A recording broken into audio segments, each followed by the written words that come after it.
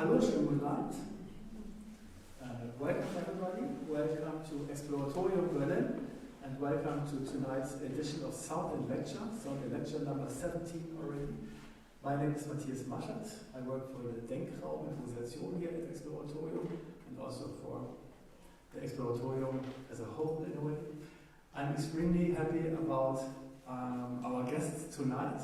We have here Biliana Voutchkova and Svetlana Marash.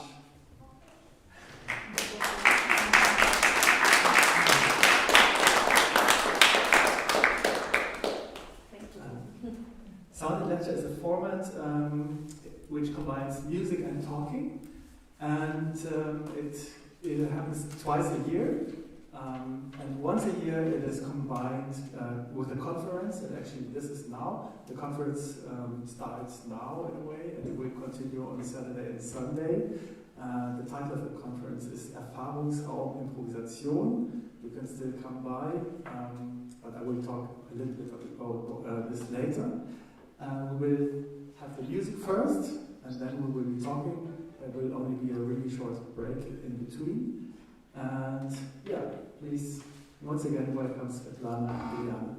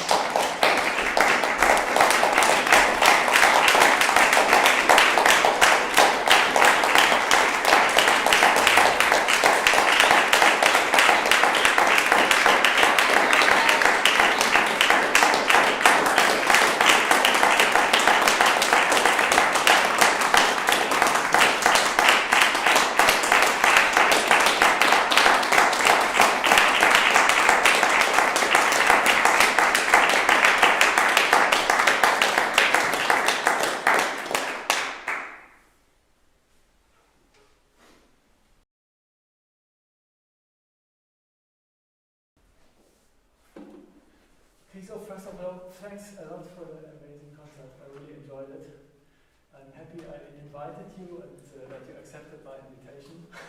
I think we also get you invited us.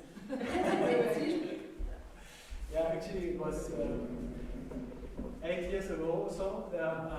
I set up another concert with the both of them already before, but then I got sick and I missed the concert that I had organized. And so and that was one of our first concerts. Yeah, it was. Yes. Awesome. No, we played in Bulgaria before. Yeah, sure, but one of the first. That's. Yeah, let me just say a few words about you that everybody knows who you are. I mean, you have presented yourself with your music already. Svetlana Marsh works at the intersection of experimental music, sound art, and new media. She has graduated at the Aalto University in Helsinki, where she worked as a research assistant, but she also received training at many other places. And since September last year, she's professor of creative music technology and co-director of the Basel Electronic Music Studio at the Fachhochschule Nordwestschweiz. And she has also given workshops and masterclasses on programming and new music technology for kids and for adults. And in general, she often lectures on topics related to experimental music and sound art. And she also wrote her master thesis. In this context, it's called Embodied Composition, Treatment, and Meaning of Physical Objects in Experimental Music and Sound Art. And Biliana Voutchkova, she is an interdisciplinary artist, violinist, performer, composer, improviser, and curator. She works internationally as a soloist in groups and collaborative settings and with renowned ensembles. Her projects include original site-specific works, performances, concerts, long-durational and multidisciplinary formats. And alongside her other activities, she is constantly engaged with the organization and presentation of informal, non-institutional events. And last but not least, she also gives international workshops at universities and festivals.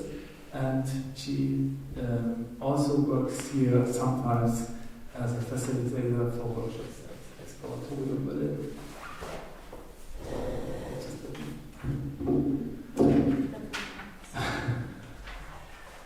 Alright, so the conference is called Erfahrungsraum Improvisation, improvisation as a space for experience. And basically the central questions are what it means to improvise, what meanings the activity of improvisation can have for individuals or also for groups. And another topic is the question how we can share and pass on this aesthetic experience of improvising. So this is about the aspect of mediation, which is of course also central here to our work at Exploratorium. So we came up with the idea to highlight all these questions on this conference. Yeah, so maybe we can simply start with the question how it all started. How did you get into improvisation and what has fascinated you about it? Maybe you want to start. Can I take this? Yes. Because it's somehow easier to cover it in my hands. Yeah, you have to put it to your. Yeah. Okay. Just easier. Let's see how I start. Oops. I think I started consciously looking for improvisation before I knew that it exists. Because I have reached, I'm classically trained in a very professionally oriented music school in Bulgaria, where I'm from. I started when I was first grade, and by the time I graduated the school, when I was 12th grade, I was playing concerts and recitals and touring and everything that I could imagine to do with classical music. And I longed for more. I longed for something that can be development or growth in some way. And I didn't find it anymore in classical music because I have done it for many, many years, really. And it was just like, okay, what I need to find some way to grow and to express and to go further. Where I am now is satisfying, but I cannot stay there for the rest of my life. So somehow, through studies and through places where I've been, I ended up in Los Angeles, in New York, of course. There I realized that there's a lot more to music than what I already knew. And it was this longing for growth and for development that brought me to improvisation, because I realized that there is so much richness, and there is, for me, no way to reach this top. Like, there is no end for me. There is always somewhere to grow. And improvisation is also, like, as I said, it's so incredibly rich, and it's also a way of sharing in another level of communication and sharing, which for me is also very valuable, even in life. Like, I mean, even not in musical context, but just to go and be with some people and to kind of improvise what you're gonna do, or where you're gonna go, what you're gonna say, and it's just a way of communication, which I transfer to life and to music and to everything by now. So that's more or less how I got where I am. So you found the excitement in improvisation in a way.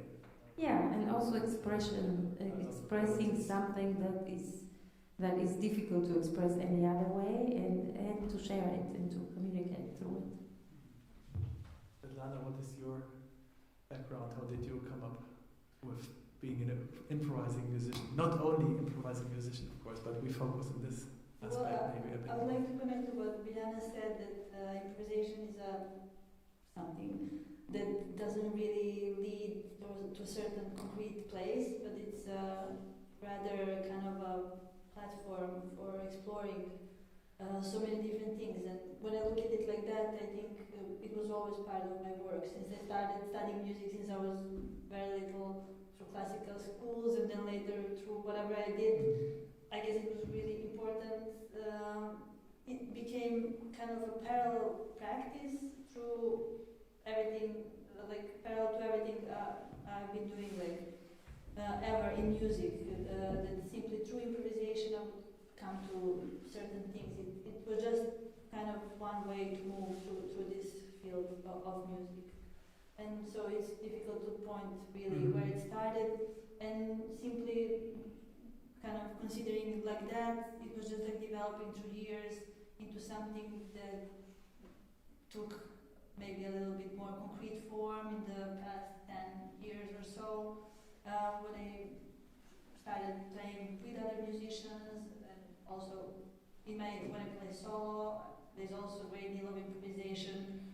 When I compose pieces, there's a great deal of improvisation. So I guess it's kind of embedded in my work, like in yours, in so many ways. Probably because we feel like it opens up. I mean, for me, it matters because it opens up this space to work within without very certain expectations of where it might get you. So this is very important. It really becomes one experimental place where you're not aiming towards something that you pre-conceptualize, but you're working with what you have. And as Biliana said, also through your experience, you're just like moving through from one point to another, sort of. Yeah, it's nice that you just used the word space already. So it's a kind of space in which you can enter, and which gives you kind of freedom to develop wherever you want to go. Can you give maybe just an example of your own work where you can describe a little bit this process?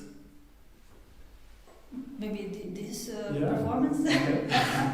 Yeah, well, concretely in this case, I like having my sounds set in such, basically having my setup work in such a way that I have great flexibility to kind of react, sort of building my electronic music setup in relation to acoustic instruments, so that I'm able to access different sounds at one point when I need them, and to change to be very fluid and versatile in changing, in actually doing whatever I at the moment imagine I want to do with the sound.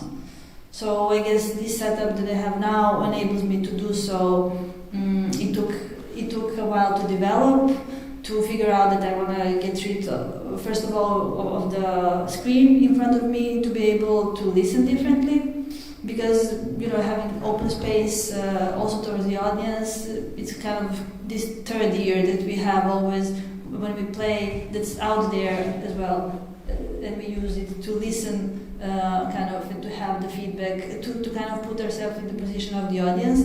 So this setup allows me this to kind of step out by being not being constrained by the screen or laptop or things to do on a computer, but rather setting everything so that it becomes really kind of expressive and tactile to a large extent, with this like pad here that I have.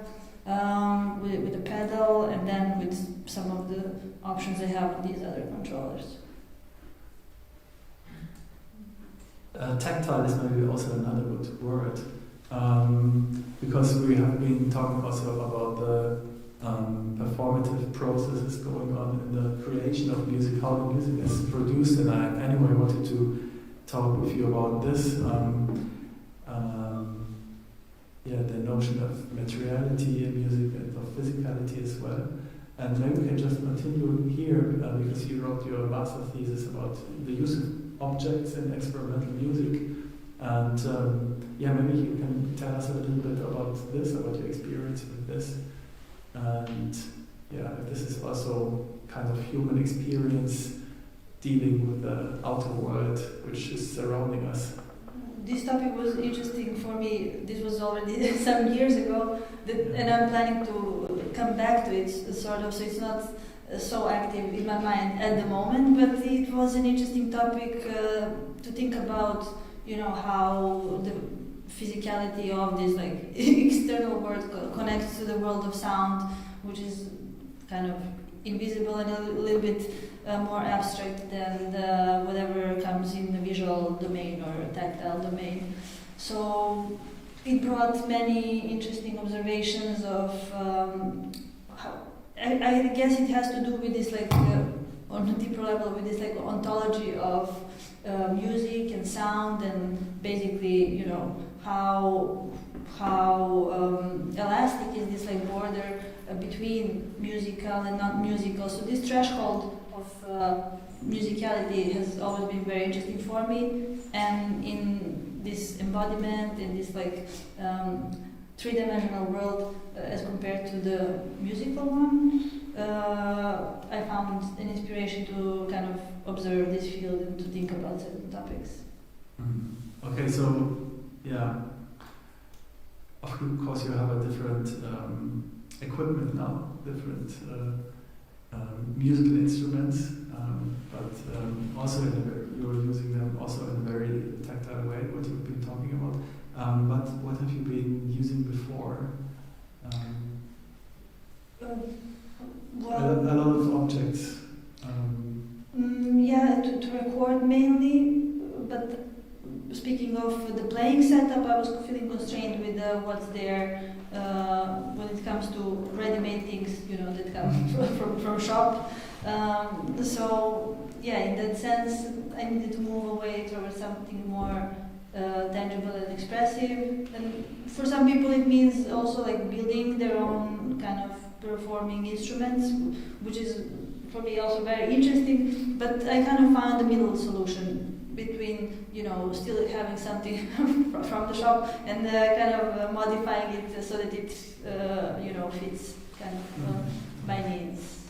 I guess at one point we just decide where we want to put our forces in, whether is it like, the way the things work, or the kind of final outcome and the sound, or somewhere in between. So we all look for our space in between these things, where we want to focus. Okay, we can come back to this a little bit later, but before I wanted to ask you, Biliana, for example, the workshop you have been offering at exploratorium was called the physicality of sound, and it's a lot about movement. It's about the relation to the body and how you use the body for improvisation. What is the idea behind that? Yeah, well, it also kind of merges with all these words like tactile and threshold and like what Svetlana is saying in terms of her instruments and her creative language that she found. For me, it's more, I'm playing a very traditional instrument. The violin is a very traditional instrument. That's true. Like, it's not that I have decided I will not move from the violin, but I still find it quite amazing that I can find ways through this instrument and through this sound that it gives me to move through so many other spaces. So it's really it's just fascinating. And one of these movements from the instrument was towards the physicality, because I think especially for classical musicians when we are studying, there is very little, if maybe even none, attention to the physicality of how we produce our sound. And so it was maybe through the work that I did with dancers, and I ended up doing that by chance at first, before it became a really strong interest, actually for many years. I had a group with 2 dancers for 10 years, 2 musicians, 2 dancers. And so I did a lot of training and a lot of exploration and a lot of research. And it became a huge interest for me how the physicality informs the sound production in some way. And what is it that is first? Is it really the gesture that produces this sound? Or is it that I am trying to continue hearing something that I maybe overheard that happened by itself? And like this connection between the physicality and the sound production became really a central topic actually for quite some years for me. And that's where the workshop idea also came. But I think it's incredibly important to become aware of this, if not to use it, but at least to become aware of it. And many musicians are not. I still play with my eyes closed, and maybe I don't think necessarily about how I move, but there is some very interesting connection and a lot of room for exploration between the physicality, the gesture, and the sound production. And I used that. There's also like the constraints of the body can only be, or your physicality can only be where you are, but the sound can travel. So there is also this kind of like distance and spatial interesting phenomena between one and the other, and so. If I can connect to that, I think it's all very interesting also maybe to observe how this like gesture and physicality has to do about how it has to do with how we listen while we play. I think it's also involved to a great deal like into this physical expression, because we all we are with our body, we are finding always the perfect way to listen, and we listen differently in different circumstances. And this also reflects to what Biliana is saying, I guess. Yeah, and I just want to also maybe emphasize something that's for me very important when it comes to physicality, that there is never the pre-thought about, I'm going to move this way, or I'm going to make this sound because I'm going to do that. It's the other way around. It's an intuitive, it's a gestural, somehow connectivity to something that is maybe subconscious even, and then the realization of what does that. So it's not deciding, it's following. If that makes sense, I don't know. But for me, it's really very important to emphasize that, because I never think about, I'm going to make a step now because it will make a sound. I never think that way. So it's just a different process. It's a reverse process. So. The body is acting almost on its own. Yeah, it's an intuitive reaction to something that has to do with listening. So the listening is always the focus, what you're also saying. It has to do with listening all the time. So the listening, again, even if it's not like conscious or subconscious, but the listening is the foreground, and it is somehow even the reason of moving, maybe sometimes, even if you don't actually hear sound, but it's the listening that makes you do certain things, and then it connects back and forth between the two. Yeah, I also had the idea that it's kind of a feedback loop. I mean, you're listening, the listening informs the movement produces a new sound, and so on. And this aspect of intuitive acting, you said before that improvisation also has to do not only with art but also with life. Do we arrive at a certain point with this here as well? Well, I mean, I think everybody knows that in life there are surprises and intuitive reactions in many moments. So we know. But when I talk about intuitive, I have to also say that it's a response to something. At least the way that I improvise, it's a response to something. It can be something that catches my attention sound-wise, or I don't know, somebody enters the room, or I don't know, my bow catches into my hair, or like whatever. There are all kinds of things that happen. And so the way that I function is that I kind of intuitively respond to all these things in some way, and it's not explainable. Maybe it's not logical, but it's the way that I do it somehow. It's a response, and so you are informed by the audience, the space, the moment in time, the light. I don't know, and all kinds of given things that become your score in a way, and then you just react to it.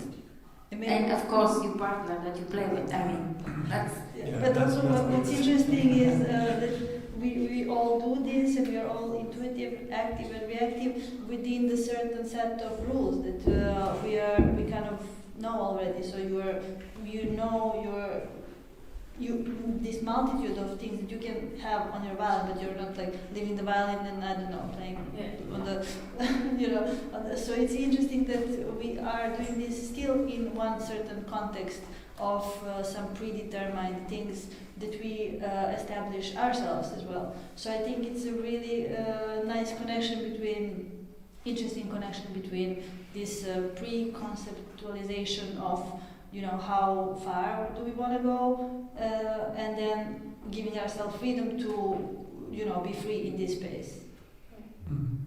Yeah, and I think it's also a constant negotiation somehow between one and the other, because like you learn to react, to know when to step out a little bit, to give more room for something to come, when to be more initiative, and it's really a language. I mean, you have a language. It's the same way like we have a certain language that we use, but we say different things, or we talk about different things, or we communicate in a different way, but the language stays. It's the language we use, and it's the same way for the way that we play and the way that we improvise. We have a certain language, which also develops, actually. That's maybe a different thing than the other languages we speak. But you use this language because you've already know it, and when you want to go into different areas, you still use it because it will bring you to these areas easier than if you don't have any language. Yeah, it's the precondition, as you said. Well, maybe interesting to mention, if you were talking about the language, is the articulation. And so having all of these possibilities of expression within this language that we use, so to say, I think it's interesting how we articulate these things. I mean, that's what makes improvisation interesting, I guess. Because if it would all be just like very free-flowing in some, very undetermined and random ways, it wouldn't maybe catch our attention. It wouldn't. I guess we are always, as listeners, also looking for some sort of rules. And similarly, like in language, I guess to articulate things that you want to express is also important.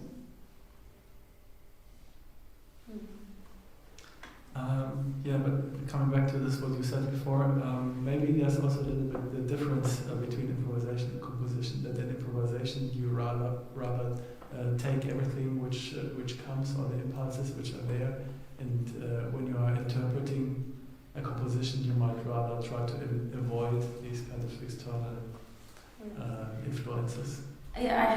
say that I've actually come to change my mind about what composition is. I mean, I think this can be a whole discussion about defining what is composition and what is not.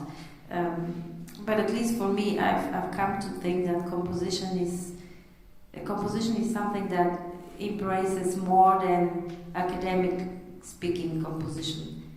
So, for example, for me, the composition includes when you're going to come on the stage, how long are you going to play, are you going to, how to say, like, it's still composition while you improvise because you make certain decisions. Or you make a decision not to make a decision, that's also a decision. And all of this for me is part of composition at the moment at least. I feel like there is a compositional mind that certain people have, or certain musicians or certain players, I don't know. And I feel like that is one common thing between us, because we have this. And there is a dramaturgy, and then there is it's like you're following something. And you know that it's composed in some way, even if you haven't decided in advance. It's a little bit hard to explain, I don't know, but I feel like it's really not, there is not this huge gap between improvisation and composition in the way that I see it right now for myself. So, yeah, these words are also kind of merging into one another in a certain way. So, composition is not rigid, and improvisation is not total freedom of doing whatever the hell you want. I mean, actually, I think for me, improvisation very often gives you the possibility to do pretty much very exact thing at that moment. For me, yeah. And so it's like, it's just fascinating how rich it is really, and how endless and how enormous.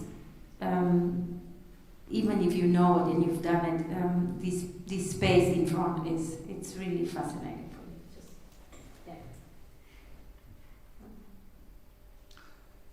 yeah. When you're giving workshops or courses, is this also something that you would like to have as a message for the students attending? You mean what I just said, or? Yeah, exactly. Yeah. The richness and. Yeah. I mean, I think in general, when I give workshops or masterclasses, I am trying to transmit the place and the thoughts that I have in the moment, and that's what I do. And I also really like to play with the people that are taking part in these masterclasses and workshops. So usually when I do it, I try to have a group of, even if it's a composition workshop sometimes, or like I sometimes have given masterclasses for composers classes, composers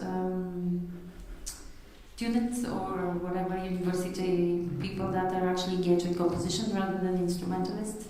But it's always nice to come to playing, because they come from being instrumentalists a lot. They know they can play an instrument. And I don't know, for me it's this practical way of just doing it and then discussing. It makes really a difference. I like it. But yes, of course, I mean, what I'm talking about is what I will talk about to students or in any context. Before, when you were mentioning that you're working on a certain equipment for some time, for example, that you change and then you'll say, okay, that I define my instrumentation now. It came to my mind that you also gave courses for children, and you've been building instruments with them a lot. And maybe this connects these worlds a little bit, because you had used a lot of objects, and you've been building instruments with objects, but at the same time also using electronics along it. I would really be curious what you did there, and what came out in the end. For sure it's connected, but I would rather say it's connected through something else, which is the playfulness. Mm-hmm.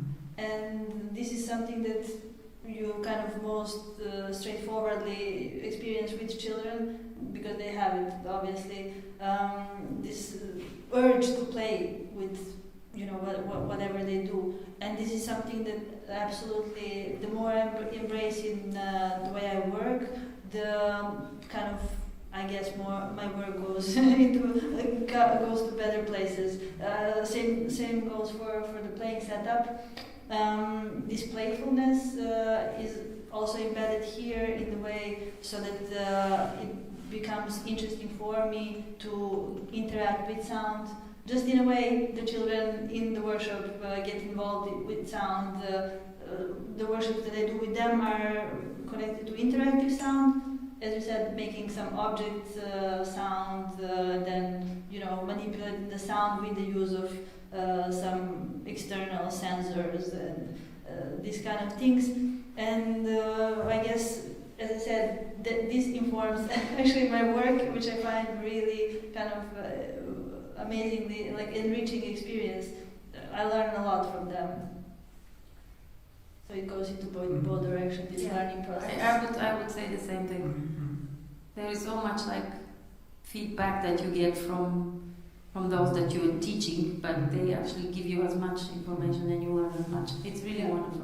Yeah, it's like a circle. I've written down this question, what do you want your students to learn from you? And the next question I've written down is, do you think that you can also learn from teaching? In a way you have answered already. My teaching experience is quite fresh, but I have to say it really corresponds to what you said. I was just talking to Biliana before the concert backstage. She was asking me how's my new job, and basically it's really about this. I for the first time experienced that teaching and working with students is to such a great degree creation itself. Just working every day on their own different kind of musical projects, and then also studying music so deeply inside together. It's amazingly creative and involving for me, and really, I'm really surprised with how it reflects also my creativity and my urge to create my own work. I mean, it changes this perspective a little bit now. Yeah, when we don't have to exactly differentiate between improvisation and composition at all. I mean, you had the word playfulness that I really liked in that context, and the space in which you just develop to go anywhere you want, the creational aspect. It's rather this, and if you call it improvisation or composition, is not that important in that sense, because then it really comes together. I would just say that maybe for the different people it's also very different, because I also acknowledge that there are certain composers or compositions which require that you not require, but which come from somebody hearing something or having something in mind which they cannot produce themselves. And so there is the need to put it down on paper and to give it to others so that it can sound. And in my case, it's different because I don't write music for other people. I write music for me or for people, or we create music between group of people or one-on-one. And sometimes it's much more composed, sometimes it's much less composed. But I'm always involved as a player, and that is a different process. But I also, I'm just not this kind of composer, but I think if we talk about composition in that sense, then it's a completely other thing again. I mean, it's the same word, but it's actually a completely other process, because, and I admire somehow how people can have some wish to hear a piece for a big orchestra, and they have certain sounds in a certain way that they orchestrate it, which is impossible to do by yourself. So you have to be able to sit down and take this thing that is already there and put it somehow in some way that people can understand it and produce and make it happen. Yeah, so it's just again a different composition, but the difference is huge. Yeah, it's true. I mean, it's fleeting, and just the way you work defines if you would rather categorize it like this. Yeah. Well, I have already heard really a lot of interesting things from you now, but I'm sure that in the audience there's also questions or remarks to what you have heard, or in the music or what you have heard in the answers of the both of them. So if you want to join in the conversation, you're welcome to do so. And yeah, since we are live streaming, I will come with the microphone just a moment.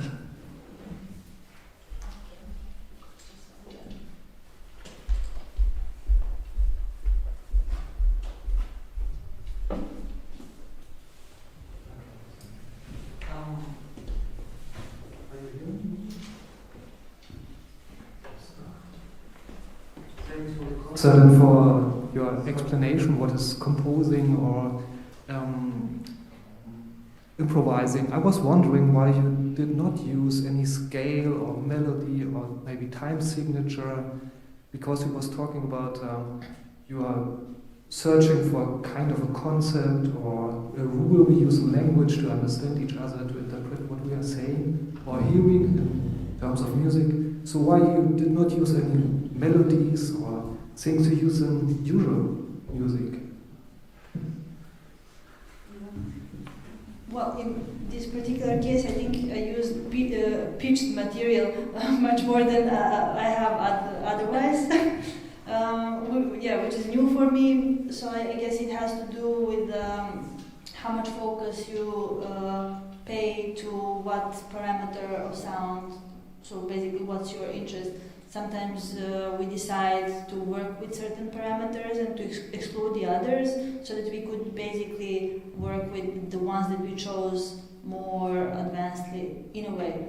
So maybe we work, maybe I could tell you, in my case I would rather work with some pointillistic, rhythmical material, textural, granular, etc. And then avoid going into this like pitched based towards the pitch based sounds, because I kind of make this constraint in the first place for myself, because this is maybe not the focus of my oral attention at the moment. So it for me it comes as a kind of predetermining this, basically in choosing the material that I work with and preparing the set, I make this choice of what parameters I work with. Yeah, for me it's different actually. First of all, I make no decision to use or not to use melody or rhythm at all. And so it could be that it comes or it could be that it doesn't come. And there is no, when we are talking about this richness and openness of the field of improvisation, it's not, you're not excluding anything to start with, at least for me. I mean, it's different when you have an instrument like yours, because you have to choose certain material and a certain way of playing it. And for me, I don't exclude anything, but it's the question that you are asking. I can also ask the exactly same question and say, why shall there be melody? I have no answer for that. I don't know why. I think the music takes its own turn, and we have a certain aesthetic that connects us, and we follow this aesthetic, we follow the momentum, and we follow our intuition, and we follow our ears, and we hear what we hear, and we go with it. There's no...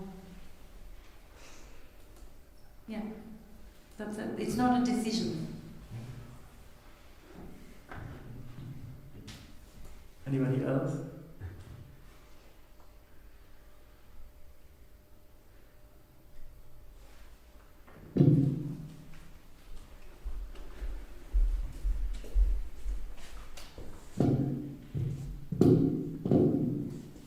Yes, first of all, thank you very much for this very impressive journey. And my question is of mastership. So I'm sure you're masters of your instruments, but nevertheless I felt certain points that you were surprised what your instruments were doing. Is this correct? This is very correct, I would say. I guess this point that you're describing is, for me at least, the point where some other listening is starting. Basically, we know what our instruments can do, and we are using this in improvisation to to go after one thing and not another. But then, as you said, being surprised, this is where kind of we really come intuitively and also together in interaction. And for me, this is where kind of my ears start opening, and I start listening in a different way. Because if I know what I can get from my instrument, then my ears will be very lazy, and I will just kind of play kind of by like automatically, like I learned by the ear, and I can play without being there. But when we discover that we are in some field together and that we can interact in this field with our instruments in a different way, this is where this more focused listening is starting, and this is what makes actually playing together like this very special. So I think this is a really excellent remark about.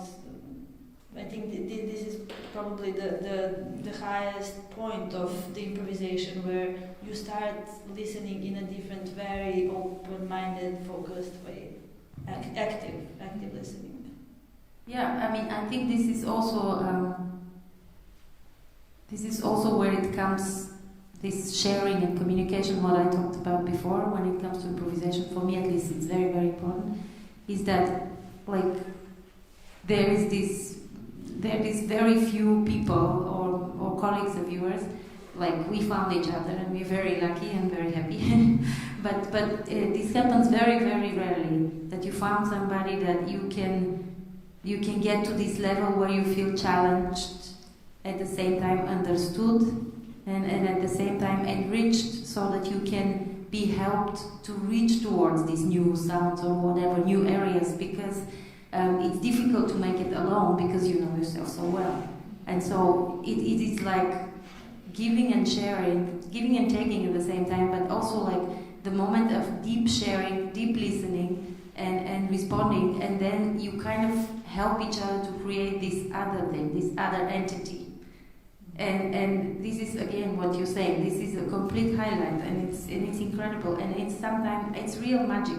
Like there are these like 30 seconds or a minute of real magic here and there happening, and this is maybe it's even one of the reasons that we are improvising actually, to allow this to happen, or to give a possibility for this to happen. And it happens and it doesn't happen sometimes, but when it happens, it's magic. It's amazing. And I think everybody knows it. The audience knows it. We know everybody knows it, because it's a sense. So.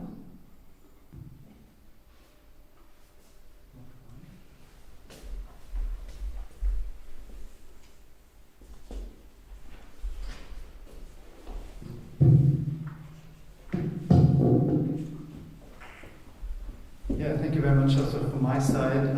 Appreciate it, enjoyed that a lot. Maybe even more hearing you talk about it, because that's rarer in a way. I got to hear you, Svetlana, before. Haven't heard you talk about your practice in other occasions.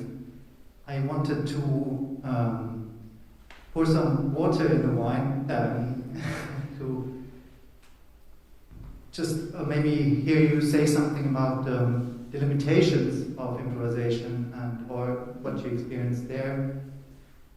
You mentioned something in the beginning that it's what attracts you there is the open-handedness, you have the sense that you cannot come to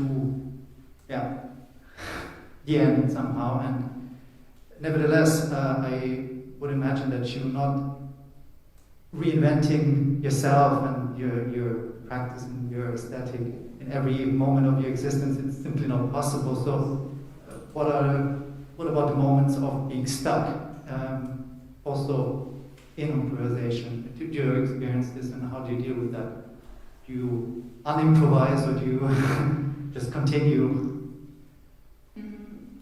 Well, thanks for this very introspective question. How difficult to answer very clearly. But I would say, first of all, I don't play that often. I mean, I do improvise in different ways,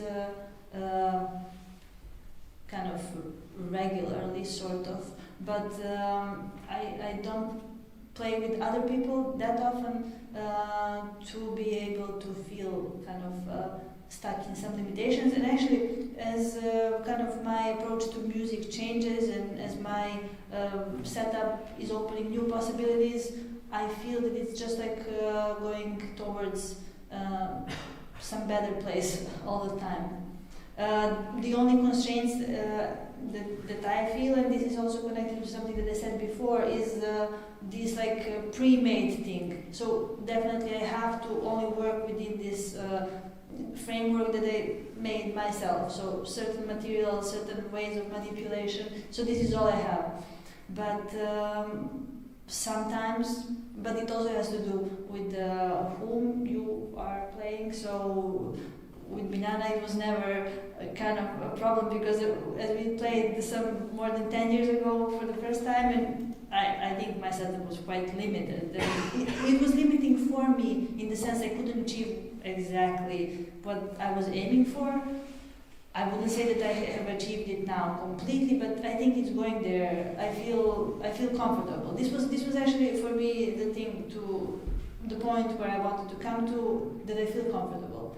And with this kind of framework, which is again limited in its own ways, I have it, but I can work on it to expand it some more. But I reached the point where I feel comfortable, and I guess I don't feel constrained or stuck. Yeah, I'll take the word comfortable and go from there, but I think like what you explain as being stuck, I can understand you very well what you mean. It's like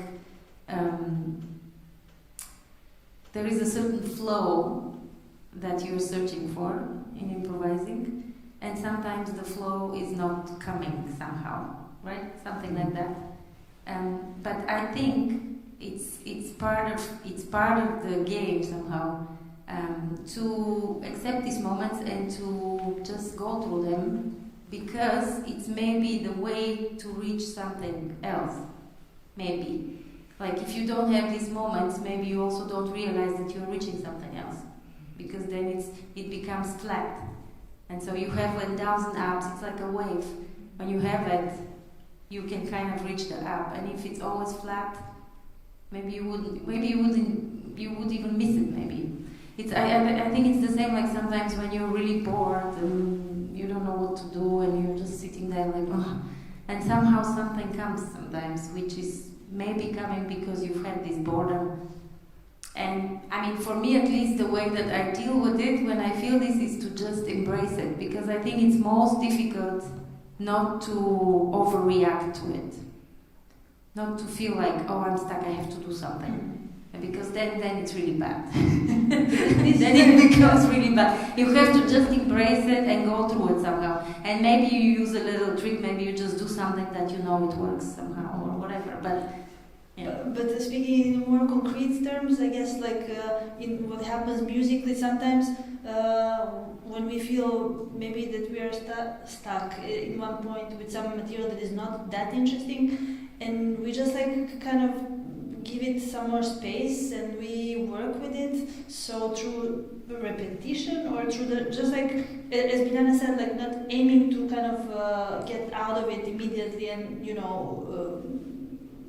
without the urge to go for something completely different, you're just like still exploring what's there, and then it builds up and then it becomes something more significant in terms of this like concrete musical material that sometimes isn't really something, but when you continue working with it for a while, then you can get to an interesting place. Yeah. I mean, I think it's also just really part of improvisation all the time, actually. It's you have to embrace what it is. And as I said before, I maybe repeat myself, but it's for me the key is that you are allowing a possibility for magic to happen. And you just have to keep allowing it so that it maybe will happen. And if you don't allow it, if you squeeze it, if you kill it somehow, if you grab it, it won't happen. So you have to go through it, and you have to allow it, and you have to just kind of negotiate the whole time and eventually get to the magic. And also push it to the limit if it's the material is redundant or like very simple or even not that interesting or even not that good. But if you just insist on it, something new can happen, which is also can have very surprising effect and can turn into something really good. Thank you. Any more questions?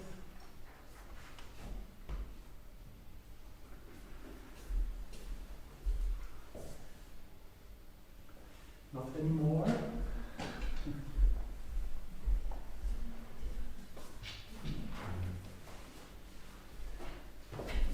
Okay, well, I found these questions also really enriching, and your answers, of course, as well.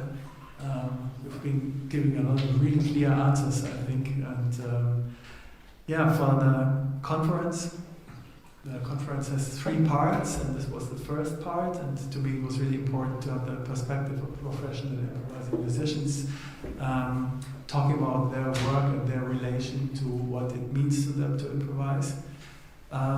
Tomorrow it will start at 10. The second part of the conference will be presentations of international researchers.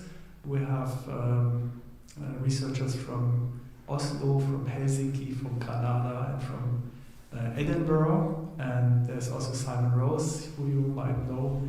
He's often guest at Exploratorium as well. He will be here giving a keynote. So they will also discuss their research basically on similar questions, also about pedagogical questions, the use of improvisation in education, and how it can be a stimulus for creativity and so on. They are really, really interesting, so I would really like to recommend this. And then the third part will basically be about the work at Exploratorium. We have the youngest explo, the young explo, since about 2 years here now. Am I right with 2 years? Something, not 1.5 maybe. So we have really expanded the area dedicated to young people, to children. And there will be presentations of projects which are going on here. And yeah, the idea is that these 3 parts will enrich each other, and that we can learn from each other. It's still possible to come round to the conference. This conference, the first part, everybody is in their cities. It will be a Zoom meeting which is projected, so we can be here together and watch it. But everything like today will be live streamed. It's also possible to have a look at it from at home or any time. So I would like to invite you to join for the conference, and I would really like to thank you once again for the music and for your enriching answers. It was really great. Thanks for coming. Yeah, it was a pleasure. Thanks, Mathias. And yeah, also thank you to you for your interest and for coming.